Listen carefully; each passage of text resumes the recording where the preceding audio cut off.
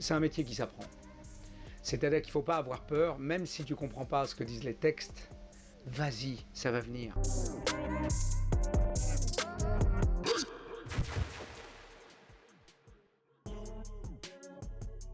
Alors là, on est à Gennevilliers, on est on va faire les 3-4 premières scènes du film. Et c'est un moment où, voilà, moi je suis en train de faire un gros deal avec des Mexicains. Et il y a Tarek qui vient tout me bousiller. Enfin, il me sauve la mise, mais bon, il me bousille un peu quand même le business, ça fait chier. Le nom du film, c'est 30 jours max. J'étais ravi de rentrer dans ce groupe voilà, cette nouvelle génération, quoi. Et Tarek, voilà, c'est toute la bande avec Philippe Lachaud et tout ça, c'est vraiment une nouvelle génération qui arrive. Donc j'étais super touché qu'ils pensent à moi déjà. Et puis deuxièmement, ils m'ont laissé un peu carte blanche pour inventer un personnage.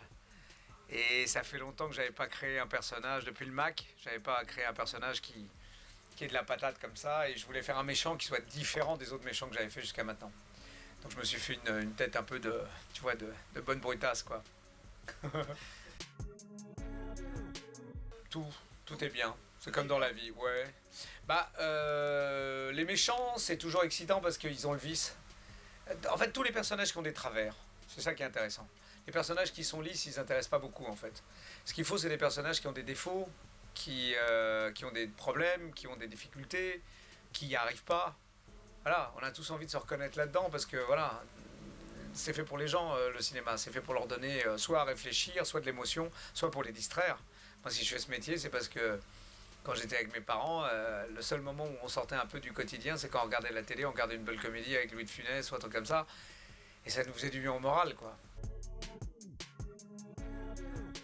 Alors, il y a toujours un truc, c'est qu'en fait, on rentre dans des périodes qui sont complètement différentes. De nos jours, les réseaux sociaux, la manière dont les gens t'insultent en 10 minutes ou te crachent derrière des avatars ou des machins ont fait qu'il y a beaucoup de choses qui ont changé. Il y a eu les attentats qui ont changé aussi beaucoup de choses. On ne peut plus rire de la même manière. Alors qu'en fait, tu sais bien que dans tous les quartiers populaires, tout le monde se fout de la gueule des uns des autres, des machins. Ça devient un truc. Moi, je suis arrivé avec la première génération, enfin la deuxième génération d'immigrés, avec les Espagnols et les Portugais. Et puis, on avait toujours la blague de il y en a un qui fait le carrelage et l'autre qui fait le mur, tu vois, avec les maçons. Et puis après, les Italiens étaient là avant. Après, il y a eu les rebeux. Après, il y a eu les Léonois. Donc voilà, c'est maintenant le politiquement correct, c'est-à-dire le fait que dès que tu dis un truc, tout le monde fait oh mais alors comment ça. En fait, voilà, tu continues à te vanner les uns avec les autres parce que tant que tu continues à te vanner, tant qu'il y a de l'humour entre les gens, t'es sûr qu'il n'y a pas de racisme entre les gens. Tu vois ce que je veux dire? Par contre, dès que tout le monde se tient, que personne ne commence que l'un a peur de l'autre, ou de blesser l'autre, ou de dire des mots qui gênent, ou un truc comme ça, là, il commence à avoir une sale ambiance de merde. Au cinéma, si tu veux, ça s'incarne par des trucs qui sont... Tout le monde essaie de faire des trucs très, très lisses, très polissés, et c'est ça qui fait qu'en fait, on rentrer dans des films où tout d'un coup on a envie de... Moi je sais que j'ai commencé en faisant beaucoup d'humour noir, beaucoup de trucs moches, avec mon pote Poulvord, on racontait des trucs monstrueux, quoi. Et tout d'un coup ça a basculé. Et tout d'un coup on peut plus, maintenant tu dis deux mots à la con mal placés, et c'est un tonnerre et une violence hallucinante. J'ai été élevé par mes parents qui étaient gens de maison, tu sais. Donc on vivait dans une famille... et on était donc dans la même maison que cette famille qui était des gens très très riches. Et moi la chance c'est que j'ai eu les deux mondes. C'est-à-dire que d'un côté j'étais dans une cuisine ou dans une chambre de bonne, et de l'autre côté j'avais des grands appartements du 16e, 500 mètres carrés et machin. Et dans les deux mondes j'ai vu des gens bien et des gens pas bien. Donc ça m'a permis de relativiser le truc. Et en fait comme rien ne m'appartenait, j'en ai gardé un peu ça, quoi, en fait. Je suis pas quelqu'un qui possède, tu vois ce que je veux dire? J'ai pas besoin de posséder des choses. Moi, j'ai besoin de vivre avec les gens et de m'éclater. J'ai fait un BEP de comptabilité. Autant te dire que, bon, bah... hein, si vous voulez vraiment que je vous aide, vous me filez vos comptes, vous allez voir, on part direct en zonzon. Non, mais voilà. Et en fait, quand j'ai fini, j'avais 17 ans et demi. Et je me suis dit, bon, bah, à l'époque, le service militaire était obligatoire. Et je me suis dit, putain, je sais pas quoi faire. Donc je suis allé, j'ai écrit une lettre pour devancer l'appel, et j'avais pas envie d'aller en Allemagne ou dans le froid et machin, j'aime pas trop le froid. Et donc j'ai demandé à être à Paris.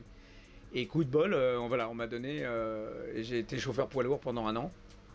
J'ai passé mon permis poids lourd et tout ça. J'emmenais les troupes, j'emmenais la bouffe, les machins et tout ça. Et puis. T'as fait des bars là-bas un peu ou... Ah ouais. Ah ouais, non, c'était à une éclate. Et parce que j'ai raté toutes mes études parce que je faisais rire les potes, quoi. Voilà, j'ai pas arrêté de déconner, moi. J'ai beaucoup eu de mal, j'ai eu énormément de mal avec l'école. Bien que j'ai appris plein de choses extraordinaires et j'ai eu des profs fabuleux, mais j'y arrivais pas. C'est pas adapté. J'étais pas adapté parce que je suis rentré tard et puis quand je suis arrivé, j'ai rien compris à ce qui se passait. Ma mère, elle me chantait des trucs en espagnol et je voyais plein de mômes qui avaient appris des chansons tous ensemble. Et je me dis, merde, putain, mais où est-ce qu'ils ont appris ça? Donc j'ai dû tout comprendre par moi-même, quoi. Et donc du coup, j'ai fait marrer les potes, voilà. Et puis un jour, j'ai une copine qui m'a dit, putain, tu sais pas quoi faire? Je lui ai dit, va au cours Florent, et elle m'a donné le nom d'un cours et j'y suis allé, voilà. Moi, je regardais la télé. Au départ, moi, j'ai eu la télé tard. Après, tu sais, on avait un film par semaine. Tu sais, on avait une espèce de truc qui s'appelait La Mire. C'était un peu chiant, hein, c'était un monde d'adulte. Hein. Oh, j'en ai plein. Mais écoute, mon idole absolue, c'est Mastroianni. Ah ouais, Mais j'ai eu beaucoup d'Italiens. Moi, c'est les Italiens. Parce que pour moi, c'est le mix entre la France et l'Espagne. d'accord. Et puis, ils ont faim. C'est des mecs qui sont des voyous. Tu sais, moi j'adore, il y a un mec qui s'appelait Ugo Tognazzi, qui a vraiment une gueule de voyou, qui n'était pas forcément un mec, je pense, très bien dans la vie, mais qui était, tu vois, et l'image que j'aime toujours pour montrer ce qu'est tu vois, la démesure et le côté moche, tu vois, d'un acteur qui s'éclate, c'est un bébé qui est comme ça, il est dans les bras de sa mère, tu vois, il a une glace, et le mec il passe à côté, il regarde la glace, putain, il regarde que la mère regarde pas, il pique la glace du petit, il bouffe la glace, comme ça, il lui rend, comme ça, il fait... Et ça, tu vois, c'est vraiment de la méchanceté gratuite, mais je trouve ça génial, parce que tu sens que le mec, il a faim, putain, il a envie de s'envoyer un truc, et puis voilà. Écoute, le seul truc qu'il faut savoir, c'est que être acteur, c'est pas... Il y a être acteur et être connu. Ouais, déjà. C'est deux choses différentes.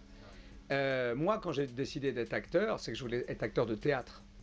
Moi, je voulais jouer et être comme les gens. Moi, j'étais dingue du cirque. Tu vois, moi, je suis allé à l'école Fratellini de cirque.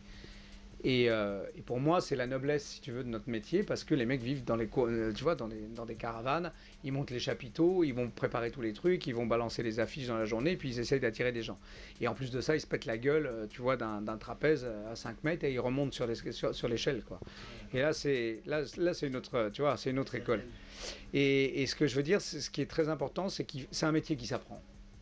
C'est-à-dire qu'il ne faut pas avoir peur, même si tu ne comprends pas ce que disent les textes. Tu comprends pas Molière, tu comprends pas Shakespeare, tu comprends pas n'importe quel texte classique.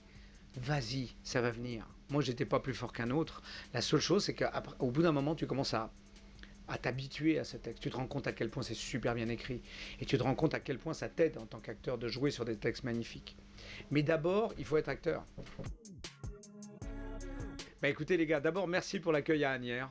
Vraiment, ça a été hyper sympathique. J'ai rencontré plein de gens avec un sourire aux lèvres, avec une gentillesse et tout, ça a été top. Donc encore 1000 fois merci. Et puis écoutez, suivez vos passions, mais n'oubliez pas qu'une passion c'est d'abord énormément de travail et qu'on n'arrive pas à faire quelque chose comme ça. Si tu veux devenir acteur, essaye d'abord d'être trapéziste, tu verras c'est aussi difficile. Quand tu lâches le bâton et que tu dois sauter, si tu ne te pètes pas la gueule, sauf qu'acteur, ça se voit moins. Voilà. D'accord.